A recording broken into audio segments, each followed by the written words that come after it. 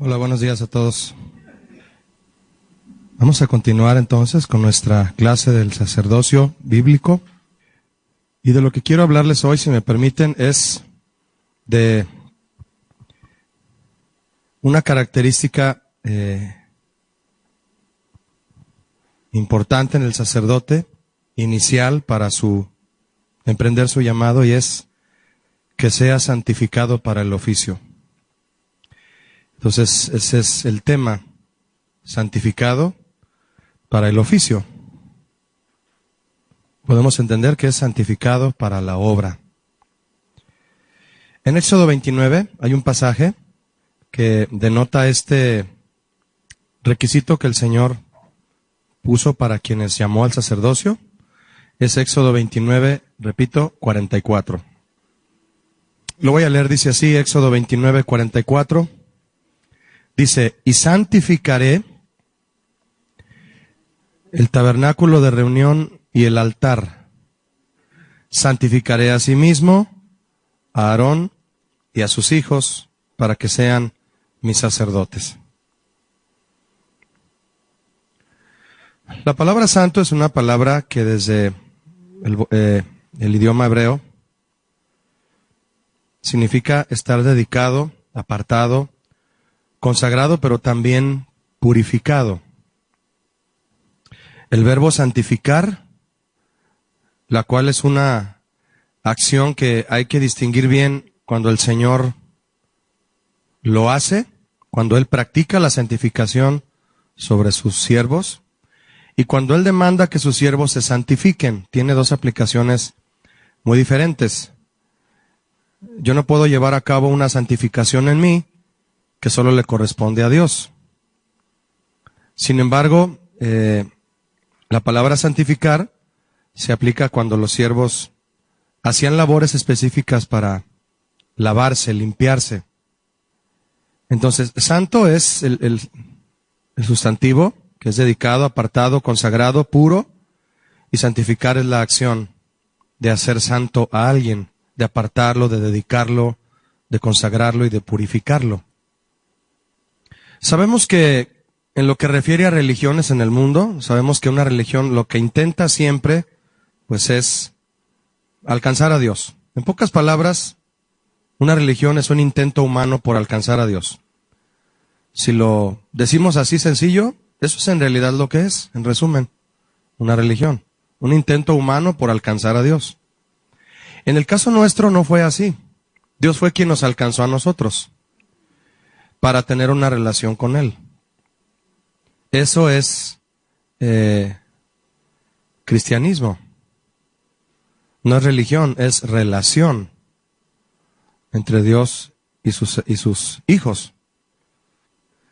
Es debido a esto, mejor dicho, que hay muchas doctrinas que el hombre mismo ha creado, ha inventado, ha escrito. ¿Para qué? Para orientar dichas doctrinas, su esfuerzo, en imponer una forma de acercarse a Dios. El propósito es acercarse a Dios. Al Dios que cada denominación, cada religión cree en su propio desenvolvimiento, en su desarrollo. De los diferentes dioses que el hombre cree que existen y se ha creado para sí mismo. La gente corre en pos, por medio de la religión, a acercarse a Dios.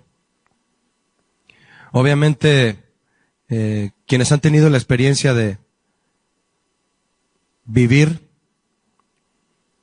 en una religión y ser enseñados a tratar de alcanzar a Dios por muchos medios, uno de ellos es las obras, ¿verdad? Es uno de ellos. En la religión que prepondera aquí en nuestro país, sabemos que para alcanzar a Dios, eso se logra por medio de obras. Haz esto otro. Lo que ya desde tiempos de Jesús los fariseos imponían sobre Israel con tal de tener un lugar cercano a Dios. Y la gente va en pos de esa creencia. Muchos se dan cuenta de su engaño a tiempo, del fraude, y bueno, pues entonces es cuando tienen la posibilidad de encontrar la verdad de lo que es una relación con Dios y no una religión. Es en este sentido que el Señor cuando elige a sus siervos cuando los eligió en este caso, en la tribu de Leví a los sacerdotes, los tuvo que santificar y enseñarles que el Señor se quiere acercar a nosotros en realidad. Él tuvo a bien acercarse a nosotros.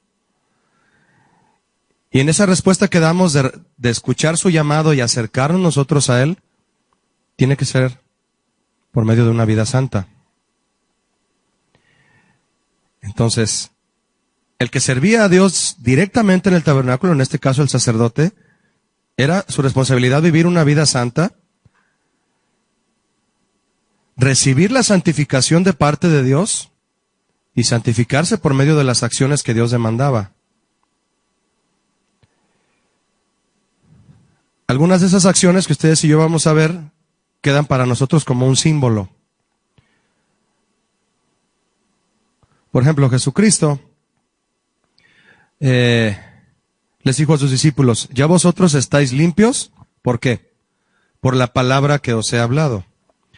Es decir, Jesús a sus discípulos, les había lanzado su doctrina que corregía sus vidas en todos los sentidos, los corregía, los libraba de su propia corrupción, los perdonó de sus pecados, los llevó por un camino de rectitud por medio de su doctrina, afirmando en ellos los mandamientos, y por medio de su gracia Jesús, y de su sacrificio y de su sangre, los santificó a ellos.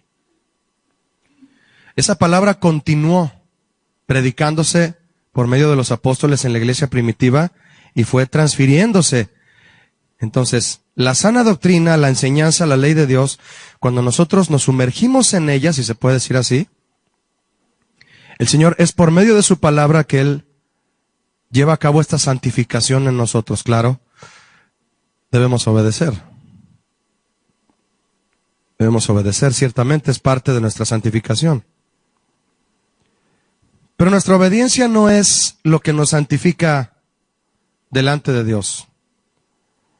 Ciertamente, espero explicarme, Dios demanda de nosotros obediencia para que se complemente esa santificación.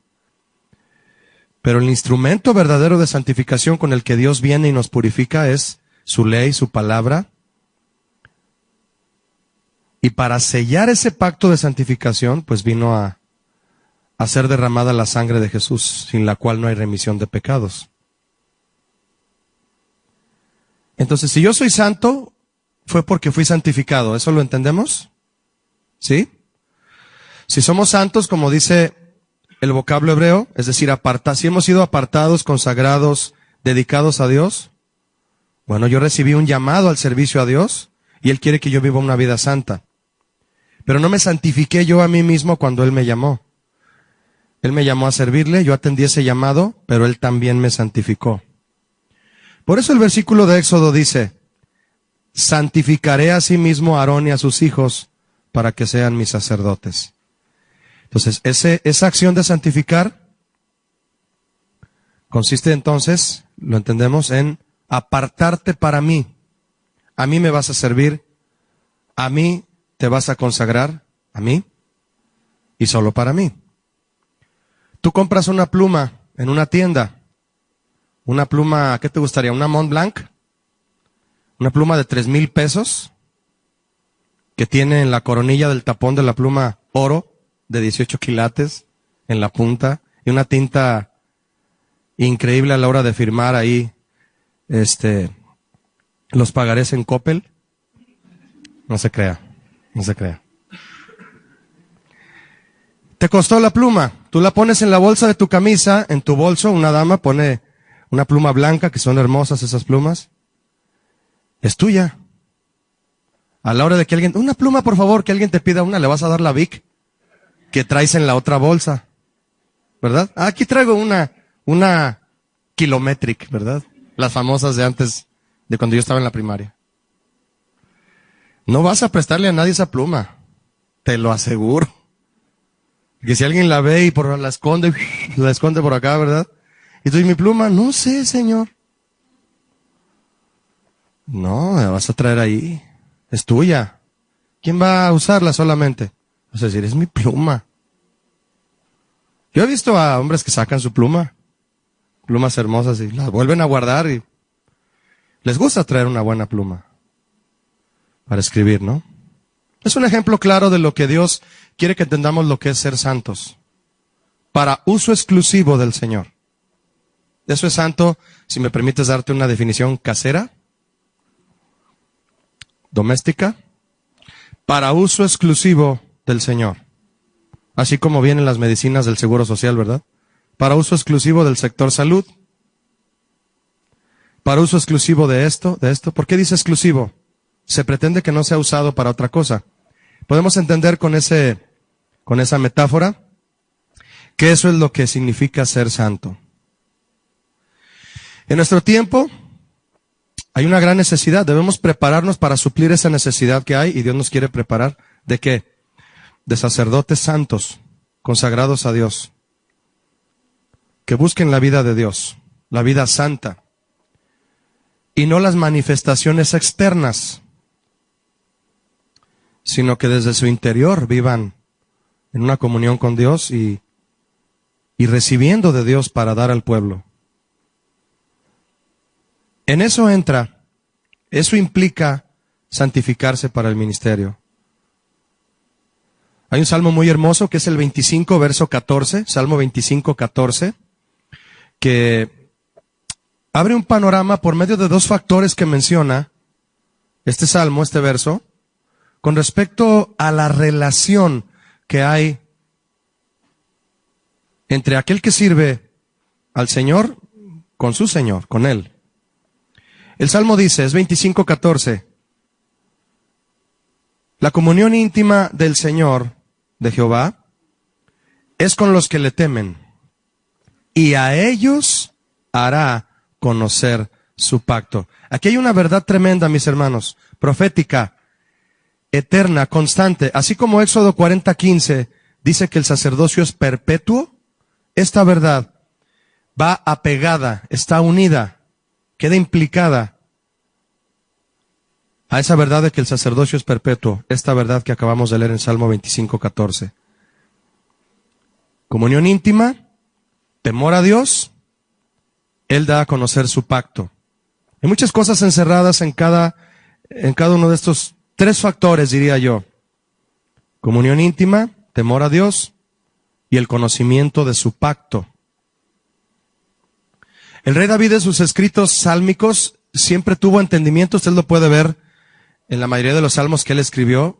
David no escribió todos los salmos de los 150 que hay en ese libro, y de hecho hay otros salmos en otros pasajes de la Biblia. Salmo es un canto acompañado de un instrumento de cuerda.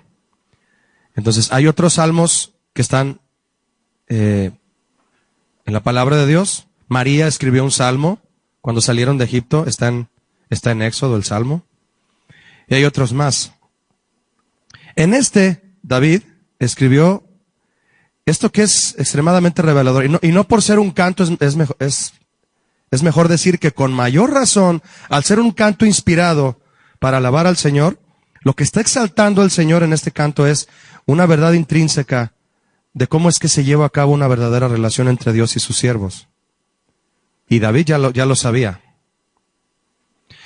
Él sabía que para recibir revelación de la sana doctrina, como siervo de Dios, él era un rey, es decir, su pacto, directamente del corazón del Señor, pues era imprescindible una comunión íntima con Él, es decir, que nosotros busquemos al Señor con un temor reverente de nosotros hacia Él. Es donde entran estos dos factores importantes para entrar en una relación con Dios. Y vean cómo está implicada aquí esta vida en santidad, porque la santidad requiere temor a Él. El temor reverente hacia Él por medio de una comunión íntima con Él. Cuando un supuesto ministro de Dios no ejerce su llamado, su profesión como ministro de Dios, siervo, no ejerce su llamado con estas dos características, simplemente no hay sacerdocio. Sacerdocio, conforme lo que usted y yo hemos visto ya en estas 4 clases pasadas, ¿a qué me voy a referir cada vez que yo diga no hay sacerdocio? La palabra sacerdocio. No hay un acercamiento a Dios. ¿Qué es sacerdocio? Si también lo queremos definir de manera muy casera, apegado a la Biblia, claro. acercamiento a Dios. ¿Qué es un sacerdote? El que está cerca de Dios, recibiendo de Él, para estar dando al pueblo lo que recibe de Dios. Cuando alguien le da al pueblo algo que no recibió de Dios, es un farsante. Es un farsante, es un falso profeta. No busca el beneficio de Dios para dárselo al pueblo. Busca el beneficio del pueblo para quedárselo él. Y de esos hay muchos, tristemente. Los profetas de la prosperidad que se levantaron a partir de los años 70 y hasta la fecha todavía hay muchos, y muchos creen en ellos todavía, a pesar de que va en picada, estos ministerios van en picada. Se han escuchado cosas terribles de hombres que se desbocaron en base a esas doctrinas de la prosperidad. Se han escuchado acusaciones gubernamentales hacia ellos y van en picada muchos de ellos. ¿Por qué? Porque no puede persistir un ministerio así. No puede persistir. En ese sentido es que el sacerdocio, es un vocablo que vamos a estar mencionando y que usted y yo entendemos a la hora de decirlo es acercarse a Dios. Pero ese acercarse a Dios implica, no es tan sencillo como decir, me acerco a Dios. ¿Cómo? Pues me pongo a orar ahí en mi cuarto, me postro en mi cama. Esa es una forma. Y por cierto, de las más importantes.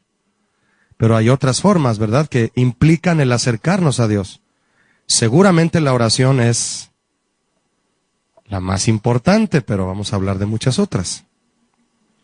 Porque hay gente que ora, pero en su ingenuidad, en la ignorancia de no conocer todas las labores que un sacerdote llevaba a cabo en el Antiguo Testamento, no llevamos un sacerdocio completo en la actualidad, y eso es lo que podemos aprender de la palabra de Dios. Entonces, lo voy a repetir, cuando un ministro de Dios no ejerce estas características, la comunión con Dios y el temor reverente a Él, no hay sacerdocio simplemente, ya que es precisamente la intimidad es el punto de encuentro, con Dios para recibir la sana doctrina.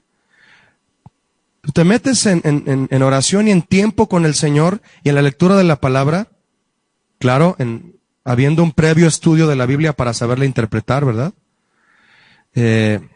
Porque puede haber una lectura de la palabra y una interpretación personal, pero si no hubo un estudio de homilética, de hermenéutica, es decir, de una estructuración de cómo hacer un sermón, de cómo interpretar un pasaje bíblico, pues corremos el riesgo de enseñar mal, de enseñar bajo nuestra propia perspectiva y desviar a las personas. Como aquel que alguna vez dijo, el don de Dios es irrevocable. O sea, si yo soy pastor, siempre voy a ser pastor. Ok, caí en adulterio, pero el Señor me va a levantar y voy a seguir siendo pastor. No, estás usando mal ese pasaje de Romanos, que el don de Dios es irrevocable. Ese pasaje no se refiere a eso, en absoluto. Se refiere a la salvación para los gentiles, fíjese. Y muchos dicen, no, es que el don de Dios es irrevocable. No se usa para eso ese verso. Es referente a la salvación de los gentiles. Otro pasaje de alguien que quiere amonestar a un líder que cometió un pecado y dice, no, la Biblia dice que no toques al ungido de Jehová. Yo diría más bien al urgido de Jehová.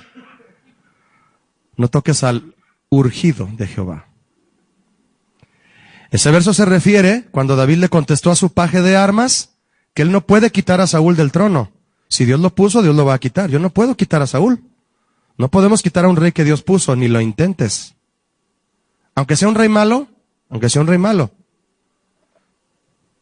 Entonces, hay mala interpretación, hay perspectivas personales que se anteponen a la correcta interpretación de la palabra de Dios, porque no hay un estudio de la palabra que también entra dentro de una intimidad con Dios y de un temor reverente a Dios. Si no tenemos temor reverente a Dios, vamos a enseñar cosas sin detenernos, como las entendamos de la Biblia y las podríamos enseñar mal.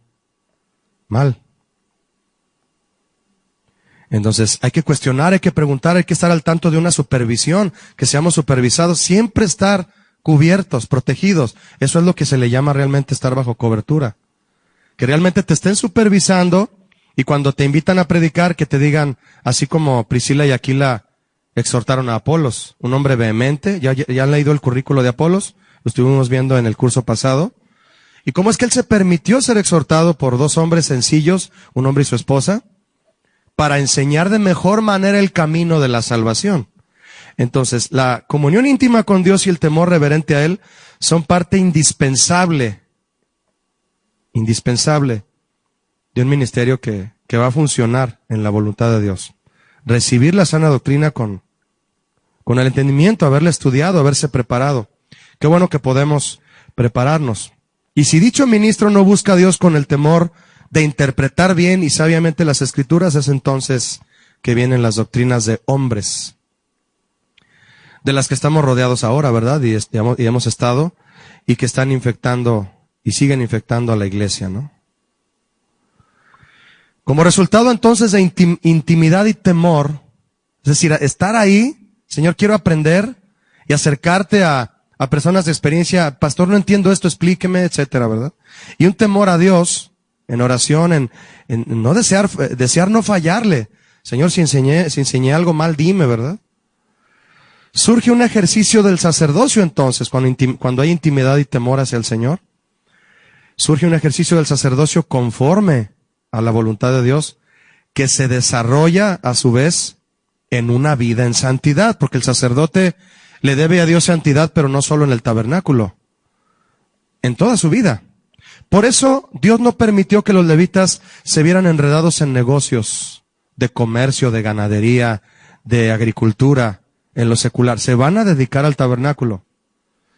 Y repito, como otras veces lo he hecho, hay quienes piensan que eso no es un trabajo. Bueno, pues habría que acercarse a alguno de los pastores que sirvan en una iglesia, que usted conviva con ellos en algún tiempo específico y se pueda dar cuenta a la gente qué tipo de trabajo es servir a Dios en el tabernáculo, es decir, servirle de tiempo completo. Entonces, los levitas tenían que vivir una vida en santidad fuera del tabernáculo también, porque salían a atender a sus familias. Los levitas ponían sus tiendas frente a la puerta del tabernáculo. Era un acceso directo. Todos los demás ponían las tiendas en las demás partes alrededor del tabernáculo, pero todos acampaban. Cuando acampaban alrededor del tabernáculo, de la tienda, era una tienda en realidad, es el simbolismo que tiene, porque se establecía, se instalaba y lo desinstalaban cuando habría que seguir caminando hacia la tierra prometida, a donde iban a establecer un tabernáculo permanente. Temor e intimidad a Dios con el Señor, no lo olvide, mi hermano, entonces, resultan en una vida en santidad. La santidad que Dios requiere para su servicio y para ser siervos de Él y siervos del pueblo también. Hay un pasaje muy interesante que confirma la santidad a la que fue llamado el sacerdote, que está en Éxodo 28. Ahí mismo es el capítulo anterior donde le invité a leer hace un momento. Éxodo 28, 36 y 37. Muy conocido este pasaje, pero que ahí está en la palabra. 28 de Éxodo, 36 y 37. ¿Conocido el pasaje en qué sentido? En la ley que el Señor estableció con respecto a la santidad y cómo Él quería que fuera simbolizada en el sacerdote. Todo fue a base de símbolos, lo cual en nuestro tiempo actual queda todo eso como sombra y figura, ¿verdad?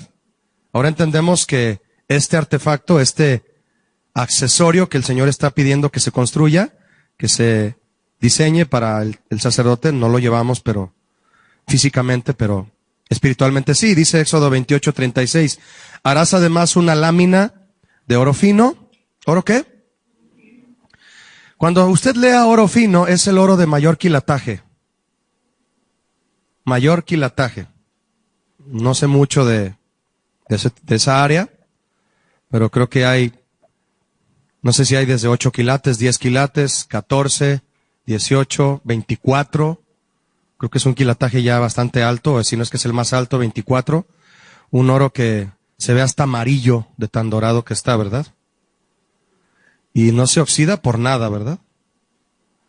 No hay impureza en él. Oro fino, hablamos de un oro puro. ¿Y qué es oro puro? No hay otro mineral en él. No hay otro mineral. Ya de un quilataje más abajo de 10 quilates, Creo que mi anillo es de 10 quilates. Sigue estando dorado. Como mi matrimonio. Y, en ese sentido, no me deja ver del dedo. Verde. No que no deje ver mi dedo. No me manchó de verde. No me timaron, pues, cuando lo compré. Ni el de mi esposa. Entonces, sí es de oro. ¿Verdad? Ya son casi 15 años y ahí está, firme. Muy bien. El oro fino era el más puro. Habla de pureza. Cuando usted lee oro fino es oro puro. Oro puro. A Dios no le importaba cuánto costara. Quiero que consigas oro puro, Moisés. Pero Señor, oro puro.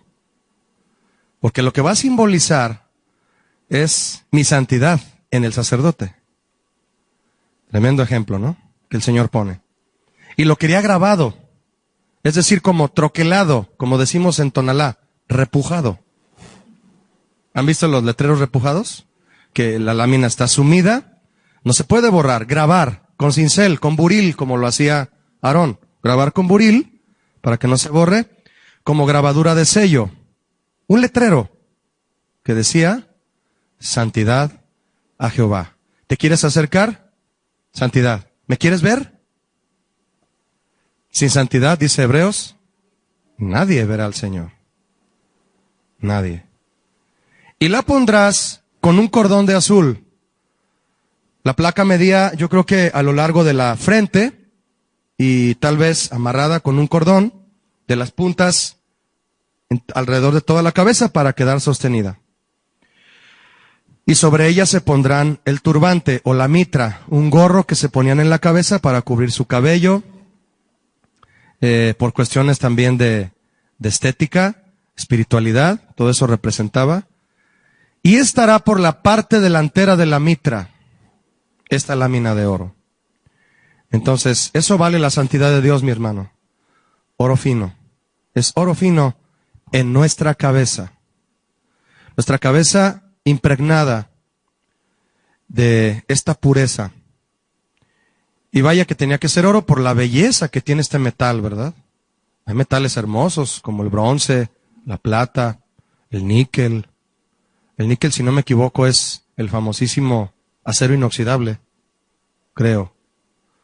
Que también es, usted ve algo de acero inoxidable y se le hace increíble porque no pierde su color, su textura, porque no se oxida. El óxido acaba con el acero, con muchos de los metales. Pero con esos metales no puede hacer nada. No hay una reacción química que hace que el metal se oxide. La pureza es representativa en los metales y en este caso representando la santidad de Dios. La mitra va colocada al frente entonces. Y esto nos dice que la santidad de Dios en nuestras vidas es un filtro, mis hermanos, para que solo su palabra tenga acceso a nuestra mente. Solo su palabra invadiendo nuestra mente, dándonos dirección para nuestra vida y nuestro ministerio. No puede haber un ministro que enseñe la palabra de Dios rectamente si no vive rectamente. No vas a tener un respaldo. No vas a tener autoridad. Nadie te lo va a creer. Vas a aventar al aire el mandamiento de Dios, correcto, el que dice la Biblia, pero como tú no lo vives, como no hay mitra en tu mente, como no hay laminilla de oro, como no hay santidad, no tiene impacto. Es por eso que quienes buscan causar impacto en la gente, pero no con la santidad de Dios, lo buscan con artimañas humanas. Y lo que logran no es atraer a la gente a la palabra de Dios. Los atraen hacia sus falacias, hacia sus promesas falsas. De prosperidad, por ejemplo. De prosperidad. Vas a ser rico, vas a hacer esto, vas a lograr esto, Dios te va a dar esto. Y lo que quieren es recabar ofrendas, aunque al final la gente no sea rica. Les hacen creer que algún día Dios los va a bendecir. Sigue creyendo, sigue creyendo. Va a llegar, espéralo, confiésalo, decrétalo. Ese tipo de engaños que han ido evolucionando y lo único que hacen con esas doctrinas es ponerles otro betún. Porque hasta los betunes han evolucionado, ¿no? Ahora el betún de un pastel hace ver que el pastel parezca de cartón, ¿verdad? Y se ve espectacular, ¿verdad? ¿El qué? Fonde, dice la hermana. Lo único que evoluciona es el betún. El pastel sigue siendo el mismo. Lo mismo. Ahora sí que como dice la frase, es pan con lo mismo, ¿no? Es en ese sentido que, entonces, cuando no hay santidad, no hay impacto. No hay impacto. Lo que impactó a Moisés en el monte Sinaí fue la santidad de Dios, ¿sabía usted? Él vio la zarza ardiendo sin consumirse. Y lo primero que Dios le dijo no fue, ¿estás sorprendido, Moisés? Por esta zarza que no se consume, no caen cenizas, sigue encendida y no hay rastros de que se esté quemando la zarza. No hay ramas quemadas, no huele a quemados, no huele a cenizas. Pero estás viendo el fuego. Eso no fue lo primero que le dijo. No le dijo, ¿cómo te está quedando el ojo, Moisés? No, le dijo, quita tus sandalias. Dan ganas de postrarse ahorita, ¿no? Quita tus sandalias, porque el lugar que pisas, la tierra que pisas, es santa. Tremendo, ¿no? No te me acerques, no, detente, ahí, párateme, momias. Quítate tus chanclas, déjeme decirlo en español, mexicano, latino. ¿De dónde vienes, Moisés? Todo eso que traes en las sandalias, déjalo allá. Deja Egipto allá. Allá deja eso. Vas a entrar conmigo. ¿Quieres entrar conmigo? Él se quitó las sandalias. ¿Se imagina eso? Eso, mis hermanos, es extremadamente profundo, ¿eh? Mire, solo le puedo recordar lo que dice el pasaje, que usted ya sabe lo que dice. Quita de tus pies las sandalias, porque el lugar que pisas es tierra santa. Es todo lo que le puedo decir. No le puedo explicar más. Nadie puede explicar la santidad de Dios. Él es santo. Él es santidad. Su atmósfera es de santidad. ¿Qué dicen los ángeles? Los que le adoran, los querubines, los serafines. Dicen, Dios es amor, amor, amor. Misericordia, misericordia, misericordia. Justicia, justicia, justicia. Dicen, santo, santo, santo. Es la palabra que resume todo lo que Dios es. Él es amor, sí. Lo dijo Juan. Y lo sabemos, ¿verdad que es amor? Justicia, sí. Misericordia, para siempre. ¿Cómo resumes todo eso? Santidad, mis hermanos, no es una virtud de Dios. Santidad es Él. Una virtud de Dios, dígame. Él es bueno, misericordioso. Él es santo. Yo no diría que es una virtud.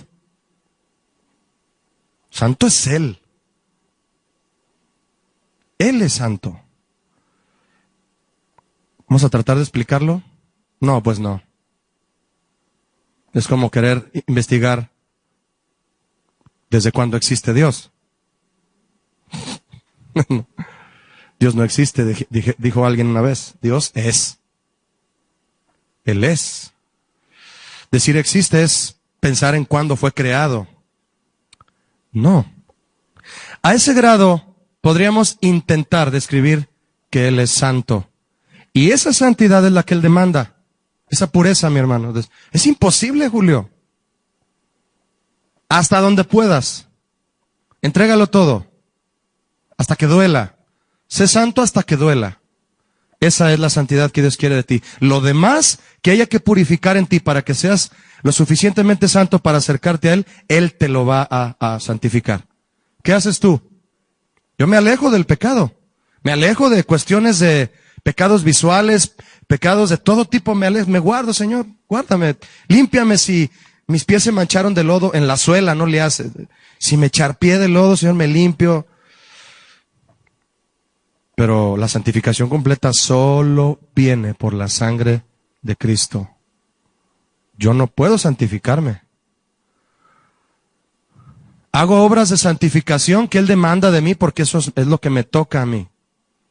Pero la verdadera santificación, la que viene desde adentro, la que Él quiere ver principalmente, es la que viene por la sangre del Cordero. Santidad a Jehová, decía la laminilla. Entonces, la mitra va al frente, no lo olvide. La santidad de Dios, un filtro para que solo nuestra mente se llene de su palabra, la única dirección en nuestra vida.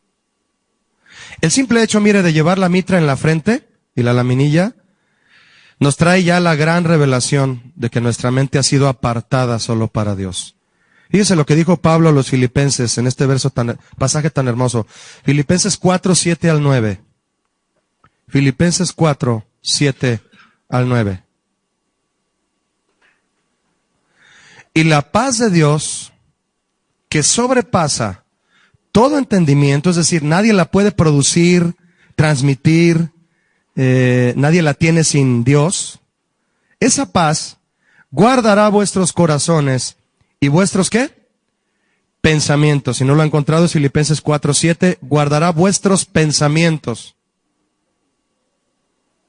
Pero ¿quién es quien va a guardar nuestros pensamientos?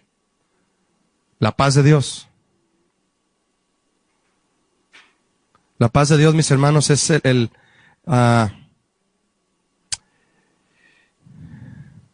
el regalo que Dios nos da en nuestra relación con Él, en nuestra reconciliación con Él, que forja en nosotros, en nuestra vida diaria, en nuestro servicio a Él, un ambiente en el que provoca que nuestros pensamientos siempre estén en Cristo Jesús. Y dice el 8, por lo demás, hermanos, todo lo que es, ¿qué? Aquí está, mire. Verdadero, honesto, justo, puro, amable, es decir, hacia con los demás. Todo lo que es de buen nombre. Si hay virtud alguna, si algo digno de alabanza, es decir, digno de alabanza aquí se trata digno de elogiar, de decir, mira, eso es bueno. Eso es a lo que se refiere aquí, digno de elogiar. Aquí, eso es alabanza aquí en este verso. ¿En esto qué? Pensad, en eso piensen. Dice el 9, lo que aprendisteis y recibisteis y oísteis y visteis en mí, esto haced, y el Dios de paz estará con vosotros. ¿Quién dijo lo que aprendisteis, recibisteis y oísteis de mí? Pablo. Él se atrevía, debido a que fungía como un sacerdote responsable, recibiendo de Dios la palabra pura para dársela al pueblo, él decía, eso que les di yo. Esa expresión, mi hermano, de lo que visteis en mí, ¿qué está queriendo decir Pablo? Soy transmisor. Yo soy transmisor de lo que están recibiendo. Yo soy sacerdote de lo que están recibiendo. Soy mediador. Soy el canal por el cual ustedes están recibiendo todo esto. Todo esto que están aprendiendo, recibiendo, oyendo y viendo, eso hagan, les dice Pablo. Un sacerdote. Y vaya que él era un sacerdote lleno de conocimiento. Él era erudito en la ley. ¿Qué es erudito? Experto, un perito. ¿Verdad? Lo dijo simbólicamente cuando les habló a los Corintios en primera carta, capítulo 3. Yo soy el perito arquitecto. Estaba simbolizando que él era el responsable principal de poner la primera piedra. Pero la verdad es que él, dentro de su currículo, sí era un experto en la interpretación de la ley. Tuvo excelentes maestros. Y el Señor lo supo guiar a rendir todo eso, a interpretar bien la ley para enseñar la gracia. En esto pensad. Cristo sacrificó todos sus pensamientos, ¿cierto o no? Al Padre. Y sus verdugos, sin imaginárselo, simbolizaron ese sacrificio aún de los pensamientos al colocarle aquella corona de espinas. La corona de espinas no hizo otra cosa más que hacer que a Cristo le brotara más sangre, que es la que nos limpia. La sangre de Cristo nos limpia, mi hermano, aunque no vuelva a ser brotada de su cuerpo, hablando humanamente.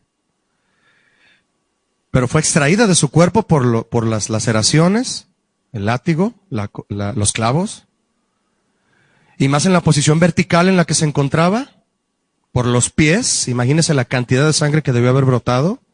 Él se desangró. El corazón se contrajo por no tener más que bombear. Se dice médicamente que lo que prácticamente le pasó médicamente a Jesús, en un momento dado por su corazón estar comprimido por falta de sangre, su corazón estalló. Se inflamó tanto que se cuarteó su corazón, ¿se imagina? de querer bombear el corazón, porque esa es su labor, el corazón no va a dejar de palpitar, de querer bombear sin tener sangre en las venas, sin haber presión arterial. Sin haber presión arterial, el corazón se empieza a contraer. Como una bomba eléctrica que no hay agua en las tuberías, la bomba corre el riesgo de quemarse al no pasar por no me acuerdo cómo le llaman, bueno, en realidad así se llama la bomba, lo que está detrás es el motor eléctrico. Sí, la pichancha es la que está abajo en el aljibe. La pichancha está tapada, no jala agua, la bomba tiene riesgo de quemarse, sobrecalentarse no el motor, el valero de la bomba. Al no haber un trabajo de peso que le corresponde llevar a la bomba. No tiene ese peso, está trabajando como infinitamente, se calienta tanto que se quema. Imagínense, el corazón de Jesús explotó. En ese sentido es que no pasó otra cosa al enterrarle la corona que hacerle que brotara más sangre. En su mente. Le rasgaron las orejas. ¿No cree que usted que fue una coronita? Muchos, estuve leyendo hace mucho tiempo de eso, muchos creen que era un casco de espinas. Es decir, un gorro que pusieron un casco romano y pusieron ramas de espinas y lo labraron encima del casco, lo sacaron y se lo enterraron. No eran unas aras de espinas, como los ponían los romanos, así unas aras de laurel, ¿no? A los que ganaban en las Olimpiadas. Era un casco, un gorro de espinas. Entonces le rasgaron el cuero cabelludo, le cortaron sus orejas. Tal vez llegó hasta los ojos y no lo dejaban ver. Terrible, ¿no? No hicieron otra cosa más que brotara más sangre en su cabeza. Todavía había sangre en su cabeza. La mente de Cristo, brotando sangre, una sangre pura, limpia para ti y para mí. Sangró su cabeza para que tus pensamientos fueran limpiados. Sangró su espalda para que, representando la estructura de tu cuerpo, tu ser fuera limpiado. Sangraron sus manos para que tus manos fueran santificadas. Sangraron sus pies para que tus pies no corran presurosos al mal, lo cual aborrece el Señor, le dice Proverbios. Sangró su costado, sangró todo para que, simbólicamente hablando, todo nuestro ser sea santificado. Solo su sangre. Por eso cantar de la sangre de Cristo es glorioso, ¿no lo cree? Glorioso. O sea, decir, tu sangre me ha limpiado, híjoles. Debe llenarse nuestra boca de alabanza cuando decimos la sangre de Jesús.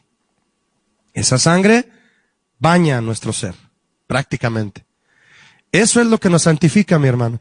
Ese es el precio de la santificación de los sacerdotes de este siglo. ¿Me escuchó lo que dije? La sangre de Jesús fue el precio de la santificación de los sacerdotes de este siglo. Ese fue el precio. Hay un canto muy hermoso que escuché hace muchos años. No sé quién lo compuso ni qué grupo lo cantaba, pero esas cosas que jamás se te olvidan.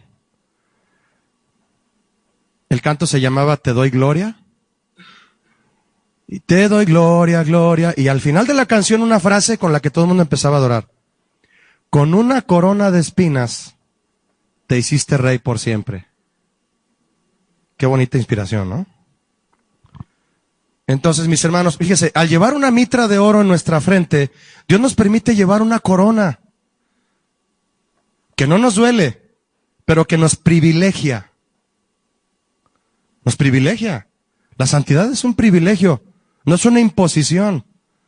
Si tomamos en cuenta que vivir en santidad es un privilegio, siempre usted va a valorar la vida cristiana y va a vivir adorando a Jesús continuamente. A ese grado debemos entender la santidad, mi hermano, no solo en un sentido espiritual y bíblico, como está en el Antiguo Testamento, qué es santidad en el Antiguo Testamento, qué es santidad en el Nuevo Testamento. Sí, la podemos entender a ese grado.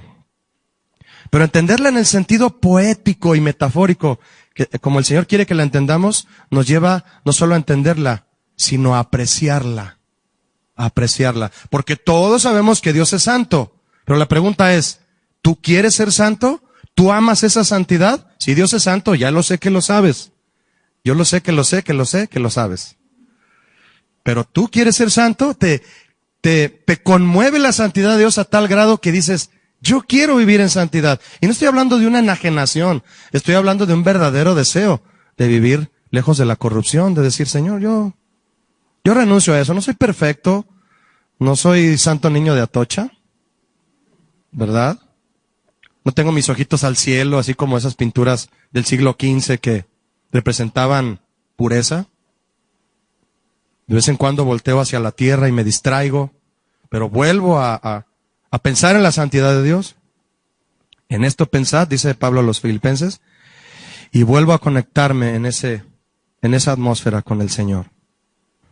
Uno de los graves errores de los ministros de hoy, termino con esto, mi hermano, es enfocar el desarrollo de sus enseñanzas de manera desequilibrada.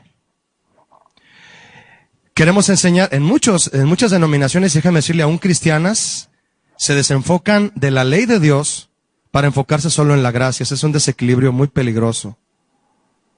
Porque la gracia no pudo ser sin la ley. Y la ley hubiera dejado de existir si no existiera la gracia. Y muchos no lo ven así. Creen que en el nuevo pacto fue destituida la ley. No. Y hacen a un lado la enseñanza de la ley que Dios mostró por medio de Moisés, creyendo y enseñando que el antiguo pacto ya no tiene validez en nuestras vidas. ¿Eso a qué nos lleva? A creer que una vida en santidad no es tan necesaria cuando ya fuimos limpiados por la sangre de Cristo. Y cuando ya fui salvo, siendo salvo una vez, ya soy salvo para siempre. No importa lo que haga, Dios ya me salvó. Engaño terrible que muchos enseñan. Entonces la vida en santidad no la valoro, no la vivo, no me interesa. Sé que Dios es santo, lo que les decía hace un momento, pero yo no procuro vivir en santidad. Lo que me lleva a refugiarme en una gracia incompleta, no es la gracia bíblica.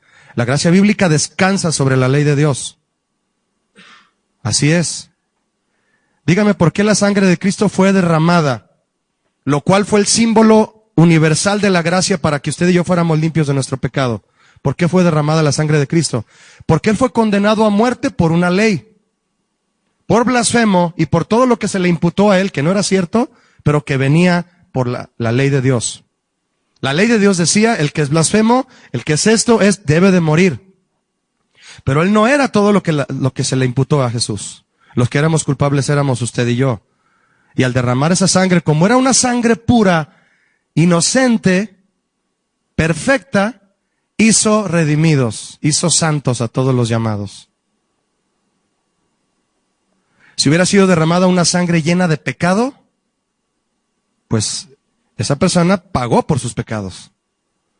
Pero Cristo pagó por los tuyos y por los míos porque su sangre no tenía culpa alguna. Ahí es donde se empieza a esconder, mis hermanos, el tema de la santidad.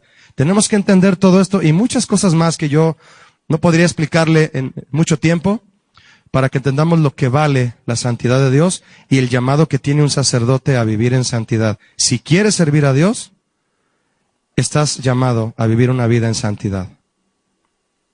Bueno, lo dejamos hasta aquí. Que Dios les bendiga. Continuamos después.